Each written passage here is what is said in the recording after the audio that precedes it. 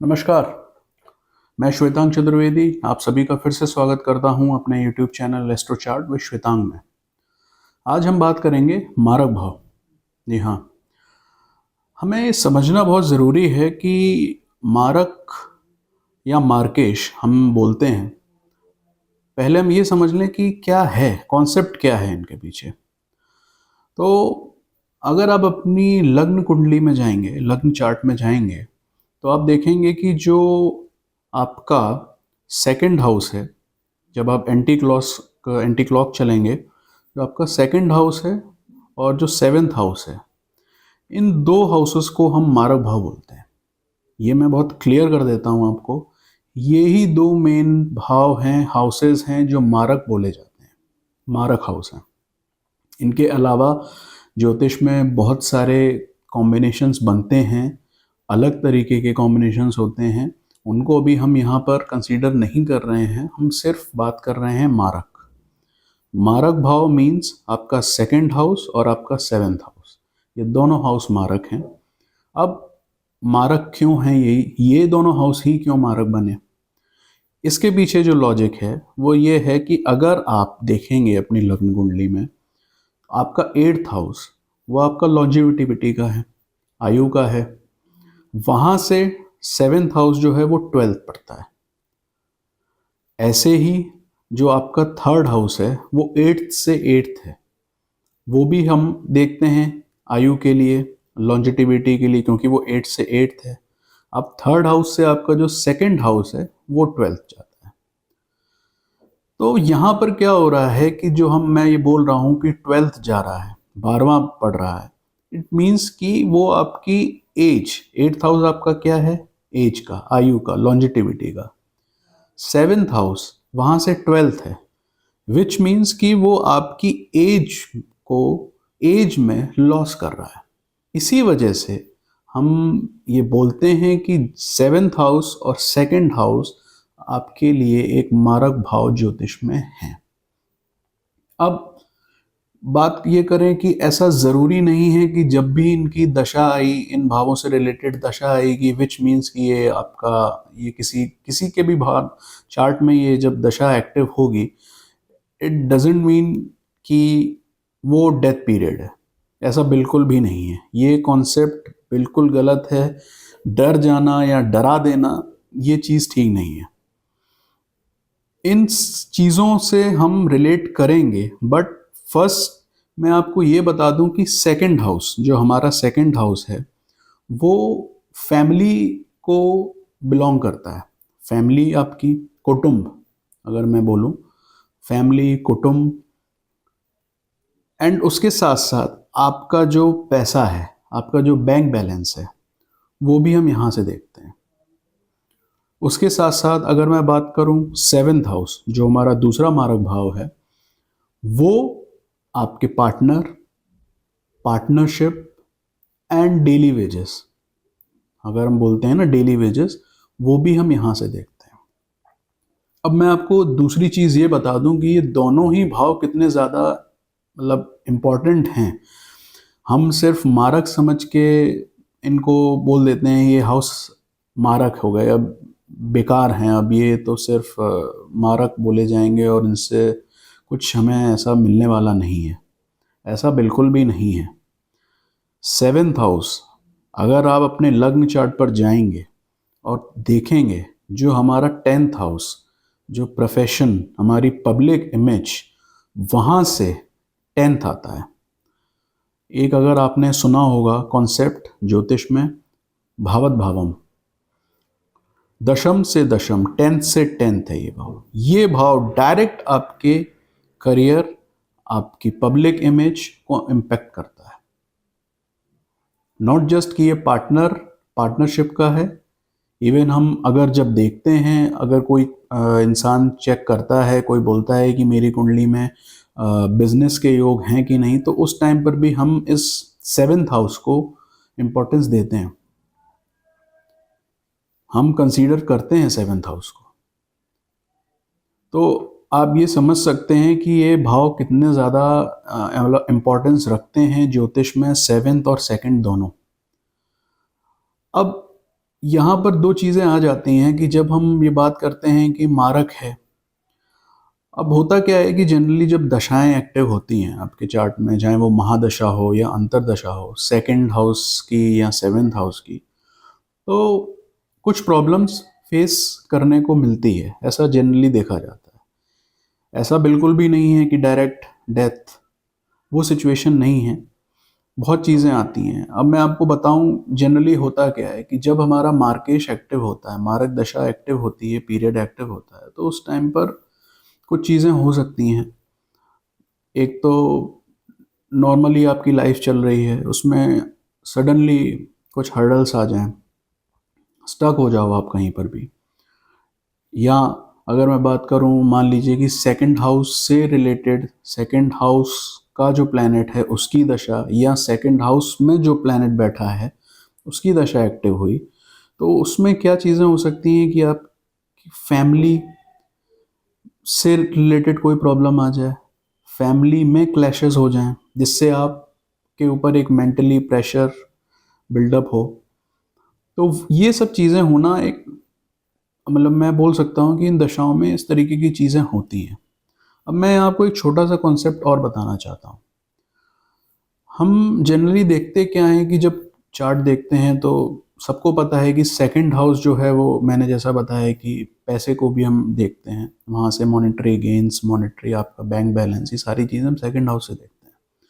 अब होता क्या है कि हमने देखा कि मान लीजिए किसी के चार्ट में सेकंड हाउस में प्लैनेट्स बैठे हुए हैं, एक दो तीन, तो वो मतलब इन फर्स्ट इम्प्रेशन कोई एक जनरली देखता है एक जनरल वे में, तो वो बोलेगा कि अरे इसके पास तो बहुत पैसा ही पैसा, प्लैनेट्स बैठे हुए हैं, पैसे का, आपके बैंक बैलेंस का वो भाव है।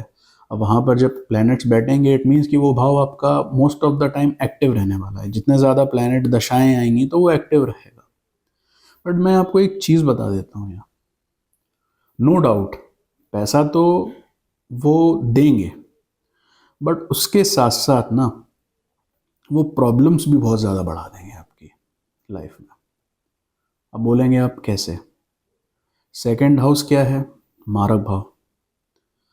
साथ ही साथ अगर आप नोटिस करेंगे तो सेकंड हाउस में जो भी प्लैनेट बैठेगा उसका डायरेक्ट एस्पेक्ट, सेवेंथ एस्पेक्ट, अपनी सातवीं दृष्टि से वो आपके एट्थ हाउस को देखेगा। अब एट्थ हाउस क्या है? एट्थ हाउस प्रॉब्लम का हाउस है, हर्डल्स का है साथ ही साथ। अब वहाँ सेकंड हाउस में जो भी प्लैनेट बैठा वो अपनी सातवीं दृष्टि से देख रहा है एट्थ हाउस को। तो जब भी वो दशा अंतर दशा में एक्टिव होगा तो एक साइड तो वो आपको मॉनिटरी गेन्स कराएगा क्योंकि वो सेकंड हाउस में बैठा हुआ है, बट पैरेलली वो आपकी लाइफ में प्रॉब्लम्स भी क्रिएट करेगा। तो मेरे पास कुछ चार्ट बीच में ऐसे आए भी थे, मैंने एनालिसिस किया था, तब मैंने ये चीज़ देखी कि इंसान के पास पैसा तो बहुत था, बट वो परेशान था अपनी प्रॉब्लम्स को लेके। पैसे उसकी प्रॉब्लम नहीं थी। इवन ये था सिचुएशन में, आपको अगर बताऊं कि पैसा तो बहुत है और पैसे से ही प्रॉब्लम्स क्रिएट हो रही हैं। जब मैं उस इंसान के चार्ट मैंने देखा तो मैंने वहाँ देखा कि वहाँ तीन प्लैनेट बैठे हुए थे सेकंड हाउस में। अब आप समझ सकते हैं कि किसी के सेकंड हाउस में तीन प्लैनेट्स बैठे हुए हैं, वो कोई भी प्लैनेट हो, अब उनकी दशाएं एक्टिव होंगी। जब जब उनकी दशाएं एक्टिव होंगी, नो डाउट मॉनेटरी गेन्स तो करा देंगे, लेकिन साथ में प्रॉब्लम्स भी लेके आएंगे। पैसा थोड़ा कम भी हो चलेगा, लेकिन उसके साथ अगर प्रॉब्लम्स कम रहेंगी, और अगर आप बोलें कि पैसा बहुत ज़्यादा आ रहा है और साथ ही साथ उससे ज़्यादा डबल प्रॉब्लम्स आती जा रही हैं, तो फिर कहीं ना कहीं लगता है कि पैसा किस काम का। तो मेन चीज़ क्या है कि हमें कॉन्सेप्ट, एस्ट्रोलॉजी में, ज्योतिष में, जब भी हम चार्ट देखते हैं, कुंडली देखते हैं, विश्लेषण करते हैं, तो हमें बहुत सारी चीज़ें दिमाग में रखनी चाहिए। सिर्फ ये नहीं कि सेकंड हाउस में प्लैनेट्स हैं अब तो बहुत बढ़िया है, पैसा ही पैसा है, बट ये भी देखिए कि आप सेकंड हाउस में जो भी प्लैनेट बैठ रहा है वो डायरेक्टली आपके एट्थ हाउस को इम्पैक्ट कर रहा है। तो यहाँ पर हमें ये चीज़ समझनी पड़ेगी। और एक चीज़ और मैं बता दूं कि देखिए, डेथ, मृत्यु जो है वो एक बहुत अलग चीज़ है, और उसको मेजर करने के लिए, चेक करने के लिए बहुत सारे अलग अलग नियम हैं ज्योतिष में। बहुत सारे नियम हैं, एक नहीं है। वो सारे ही जब रूल्स अप्लाई करते हैं तब जाकर आप एक स्टेप पर आते हैं कि हाँ, इस टाइम पीरियड के अराउंड ये चीज़ हो सकती है। डेथ का टाइम पीरियड जो हम कैलकुलेट करते हैं, हम सिर्फ ये देख के नहीं कि अब ये मारक भाव की दशा आ गई, मार्केश एक्टिव हो गया कुंडली में, तो ये तो डेथ का टाइम, ये बोलना बहुत गलत है। हाँ, ये मैं बोल सकता हूँ कि जब भी आप जो कॉम्बिनेशंस हमारे हैं ज्योतिष में, उनसे हमने एक टाइम पीरियड निकाला, तो मोस्टली ऐसा होता है कि जो आपकी डेथ का टाइम पीरियड है वो मार्केश की दशा के आस में ही कहीं ना कहीं निकलता है। बट इसका मतलब ये नहीं कि अगर आपकी मान लीजिए 25th एज है, 25 के हैं और आपकी मार्केश की दशा एक्टिव हो गई, तो इट डजेंट मीन कि ऐसा कुछ हो जाएगा। मैं आपको ये चीज़ बोल सकता हूँ, मेरे अपने एक्सपीरियंस चार्ट जो मैंने देखे हैं, कि मार्केश की दशा, मारक भाव जब आपका एक्टिव होता है तो वो कहीं ना कहीं एक अपलिफ्टमेंट भी देता है। जी हाँ, ये मैं गलत नहीं बोल रहा हूँ, अपलिफ्टमेंट भी कराता है। आप ये समझिए ना कि 7th हाउस की दशा आपकी मान लीजिए एक्टिव हुई आपके चार्ट में। अब 7th हाउस किस चीज़ का? पार्टनरशिप, पार्टनर, मैरिज देखते हैं। तो अब ऐसा थोड़ी ना है कि मार्केश की दशा आपकी मान लीजिए 7th हाउस की दशा आपकी एक्टिव हो गई 28, 29 की एज में, तो क्या डेथ? ऐसा नहीं है। इवन मैं तो बोलूँगा कि अगर उस टाइम तक आपकी शादी नहीं हुई है, तो वो टाइम पीरियड ऐसा होगा कि जब आपकी शादी भी होगी। शादी होगी, लाइफ आपकी चेंज होगी, और जनरली अपलिफ्टमेंट भी होता है। तो ये सारी चीज़ें हमें देखनी चाहिए, पॉजिटिव ज़रूर देखने चाहिए। मैं ये नहीं बोल रहा हूँ कि नहीं नहीं, इस भाव सिर्फ बहुत अच्छे हैं। पॉजिटिव प्रॉज एंड कॉन्स तो हर जगह हैं, बट हम पॉजिटिव भी देखें तो ज़्यादा अच्छा होगा। अब मैं अगर बात करूं कि मान लीजिए मार्केश की दशा आपकी एक्टिव हुई, मारक भाव की एक्टिव हैं अभी आपके, तो उस टाइम पीरियड में हमें करना क्या चाहिए मेजरली? देखिए, दो बहुत जनरल सी चीज़ें हैं, और बाकी मैं अपने आने वाले वीडियोस में time to time specifically discuss भी करूंगा, बट आज मैं दो जनरल चीज़ें आपको, दो जनरल रेमेडीज़, उपाय बताऊंगा। फर्स्ट इज़ कि जब भी अगर आप चार्ट देख सकते हैं अपना, और इतना तो आप देख ही सकते हैं कि आपकी अब किस प्लैनेट की दशा आने वाली है, वो प्लैनेट आपका किस हाउस को ओन करता है। अगर मान लीजिए आपके मारक हाउस से रिलेटेड दशा आने वाली है, अब जैसे मैं फॉर एग्जांपल आपको एक लग्न का बता देता हूँ, जैसे तुला लग्न है, लिब्रा एसेंडेंट। अगर आपका तुला लग्न है, तो जो मार्स है, मंगल, वो आपका एक मार्केश बनेगा। क्यों? क्योंकि वो 2nd हाउस और 7th हाउस दोनों को ओन कर रहा है, और दोनों ही मारक भाव है। तो आप ये मानकर चलिए श्योर शॉर्ट कि जब भी जिसका भी तुला लग्न है, लिब्रा एसेंडेंट है, जब भी मंगल की दशा एक्टिव होगी, अंतरदशा या दशा, तो वो मारक प्रभाव देने वाली होगी। और मंगल जो कि मार्स एनर्जी, और एक हम बोलते हैं कि शनि मंगल पापी ग्रह हैं, इस कैटेगरी में आते हैं। हालांकि कोई ग्रह अच्छा या बुरा नहीं होता, बट फिर भी ये इस कैटेगरी में आते हैं। तो जब भी मंगल आपका एज अ मार्केश एक्टिव होगा आपके चार्ट में, तो वो आपको प्रॉब्लम्स दे सकता है। बाकी डिपेंड करता है कि वो किस सिचुएशन में है। हमें पहले ये देखना पड़ेगा वो किस सिचुएशन में है आपके चार्ट में, कैसा है, कहाँ प्लेस्ड है। उसके बाद ही हम फाइनल डिसीजन पर जाएंगे कि वो कैसे रिजल्ट देगा। बट इन जनरल हाँ, कुछ प्रॉब्लम्स दे सकता है। तो सबसे जो मेरी नज़र में एक जनरल उपाय मैं आपको बता दूं, वो ये है कि जब भी आप देखें कि आने वाले 2 महीने, 3 महीने, 3 मंथ्स, 4 मंथ्स, इवन 6 मंथ्स, मैं तो यही बोलूँगा कि आप अगर देख सकते हैं पहले से, मान लीजिए आने वाले 6 मंथ्स में आपकी दशा चेंज होने वाली है और वो मार्केश की दशा आ रही है, मारक भाव की दशा आ रही है। बेस्ट उपाय है आप महामृत्युंजय का पाठ शुरू कर दें। वो अब आपके ऊपर है, 11 बार, 21, 51, 51 टाइम्स, जैसे आप चाहें। महामृत्युंजय का पाठ, उस मंत्र को आप पढ़िए। और उसके साथ ही साथ दूसरी चीज मैं आपको बता देता हूं कि दान, ये एक बहुत बढ़िया उपाय है। अनाज का दान, बोलते हैं ना, गेहूं, चावल, सब दाल, इन सब चीज़ों का दान, उसमें भी अगर आप कर सकते हैं, आप कैपेबल हैं, आप कर सकते हैं, तो जितना आपका वेट है उस वेट को कंसीडर करते हुए उतना ही दान अगर आप कर देते हैं तो ये मुझे नहीं लगता कि इसके अलावा और आपको कुछ करने की ज़रूरत पड़ेगी। One of the best remedy मैं ये बोल सकता हूँ। ये 2 चीज़ें अगर आप कर लेते हैं ना, और 4-5 महीने पहले अगर आप ये चीज़ें, दान आपने मान लीजिए कर दिया या आपने महामृत्युंजय पाठ स्टार्ट कर दिया 4-5 महीने पहले दशा शुरू होने से, और उसके बाद मान लीजिए आपने ये दान किसी भी समय कर दिया, तो वो आपके लिए उससे ज़्यादा कुछ करने की ज़रूरत नहीं है। और मुझे नहीं लगता कि फिर वो दशा, अगर मान लीजिए वो आपको बहुत ज़्यादा हार्म देने वाली भी है, प्रॉब्लम्स क्रिएट, तो वो चीज़ें कम हो जाएंगी। लेकिन एक चीज़ मैं बहुत इंपॉर्टेंट है आपको यहाँ बताना चाहता हूँ।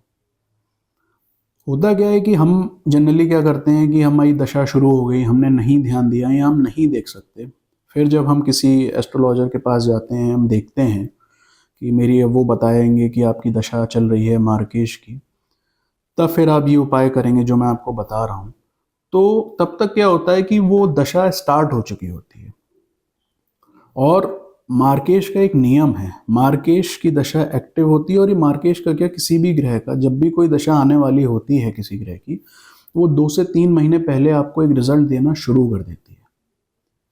तो अब होगा क्या कि मार्केश आपका ऑलरेडी एक्टिव, दशा स्टार्ट हो चुकी है, तो वो हावी हो जाता है। फिर आप उपाय करेंगे ये, तो वो उपाय आपको धीरे धीरे धीरे धीरे रिकवरी मोड पर लाएंगे। तो इट्स बेटर कि आप इन चीज़ों को पहले ही, दशा शुरू होने से पहले ही अगर करना शुरू कर देते हैं, आपने मान लीजिए दान कर दिया, महामृत्युंजय का पाठ आपने 2 महीने पहले से शुरू कर दिया, तो जो दशा अब आपकी एक्टिव होने वाली है, होगी, तो वो जो अपने बैड रिजल्ट देने वाली है उसमें कहीं ना कहीं रिलीफ मिल जाएगा। ये बहुत छोटी सी एक टेक्निक है, मैं आपको बता रहा हूँ, और ये हर जगह एप्लीकेबल होगी। किसी भी प्लैनेट की, किसी भी हाउस की जब भी दशा शुरू होने वाली होती है, वो 2 से 3 महीने पहले, इवन मैं तो ये बोलता हूँ कि जब महादशा किसी की भी चेंज होती है लाइफ में, क्योंकि महादशा एक बहुत बड़ा टेन्योर होता है, महादशा जब भी चेंज होती है तो वो, इवन मैं बोलता हूँ कि 6 मंथ्स पहले से आपको उसके रिजल्ट देखने को मिल जाते हैं। जब अंतरदशाएं चेंज होती हैं, अंतरदशाएं छोटी कम टाइम पीरियड की होती हैं, तो आप ये मानकर चलिए 2 से 3 महीने पहले ही दशाएं अपना रिजल्ट देना स्टार्ट कर देती हैं। तो बस मैं इतना ही आप सबसे कहूँगा, डरने की ज़रूरत नहीं है, समझने की ज़रूरत है। और जाते जाते एक बहुत छोटी सी चीज़ आपको और बता देता हूँ कि मान लीजिए किसी के चार्ट में शनि मार्केश है, मारक प्रभाव दे रहा है, उसकी दशा आने वाली है, तो आप एक काम और कर सकते हैं। ये सिर्फ शनि के लिए है। एक काले कलर का छाता, ब्लैक अम्ब्रेला, आप किसी को भी दान कर दीजिए, ज़रूरतमंद को दान कर दीजिए। ये शनि जब मारक प्रभाव देता है, मार्केश बनता है कुंडली में, तो बहुत काम करता है ये उपाय। बाकी आने वाले टाइम में मैं वीडियोस बनाऊंगा, तो कोशिश करूंगा हर एक प्लैनेट के, हर एक ग्रह के लिए पर्टिकुलर एक छोटे छोटे उपाय जो बहुत काम करते हैं, वो आप सभी के साथ शेयर करूं। तब तक के लिए बहुत बहुत धन्यवाद। राधे राधे। ऐसे ही आप लोग सपोर्ट करिए, प्लीज़ सब्सक्राइब करिए चैनल को, शेयर करिए। Thank you.